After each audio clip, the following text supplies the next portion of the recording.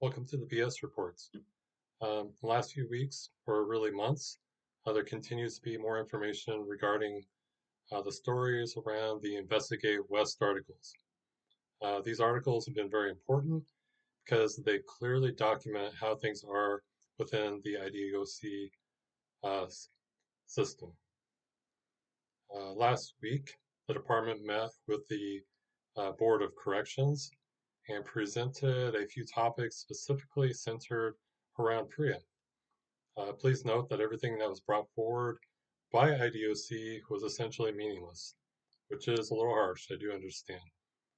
So this week, I learned that the officer at Idaho State Police, the same one who falsified a recorded account of PREA in 24, is still working as a liaison for the Idaho Department of Corrections around PREA. So IDOC does not have a zero tolerance for PREA. What it really is and what this really means, they have a zero tolerance for anybody reporting PREA. Imagine for a moment being victimized by IDOC or a fellow offender, and you get to report to somebody who has just lied about it, who just happens to also work for Idaho State Police, and is also, yeah, there's a lot of alsos, his buddies with IDOC. So this is unacceptable for any victim who wishes to come forward. Idaho deserves better. So regarding those Investigate West articles, um, it's fortunate that Investigate West did not report uh, my PREA reporting in 24 or again when I reported it in 25. Why? Well, IDOC consistently refuses to be both transparent and accountable. The Board of Corrections meeting just illustrated that not just a little bit, but completely. So to elaborate a little bit more. So I reported PREA in 24 over a period of months to all parties, and I eventually had to stop mailing them due to reports of retaliation and intimidation uh, by IDOC staff and others to these victims.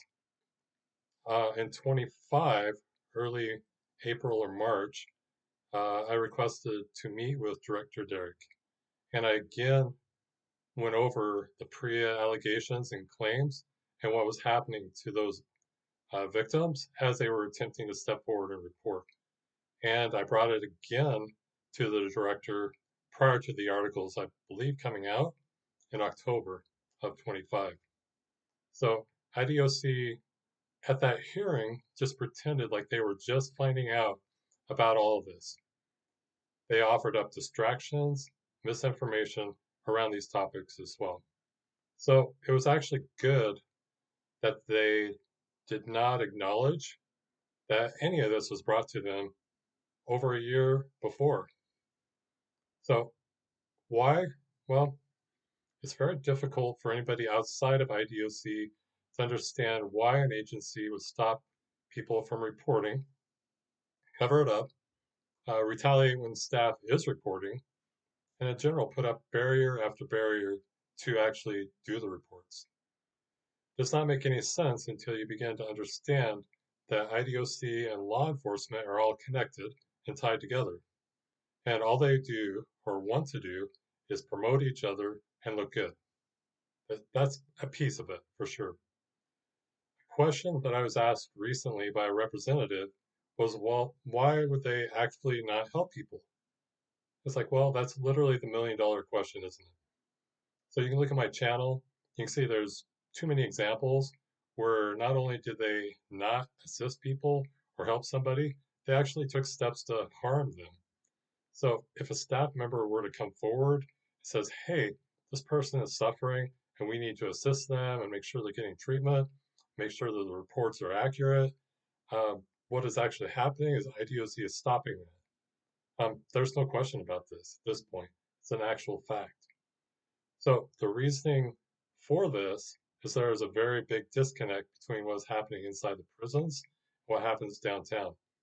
Downtown, admin meets with the Capitol. They work on things like the budget, and they also put out this narrative. They're putting forward a narrative that things are great and that they're doing all these programs and they're helping people rehabilitate and move forward. But what is really happening is they're actively allowing staff inside the prisons to suppress and remove any staff members or offenders, for that matter, who are trying to make things better. This goes all the way up to the director, for they support the wardens, who the wardens put this message out system wide. So, again, you can go through any video that's on this channel and you can see the examples, so I don't need to get into it very much. And yeah, there are going to be more articles around this as well. PREA is a huge issue, but that's just a piece of it.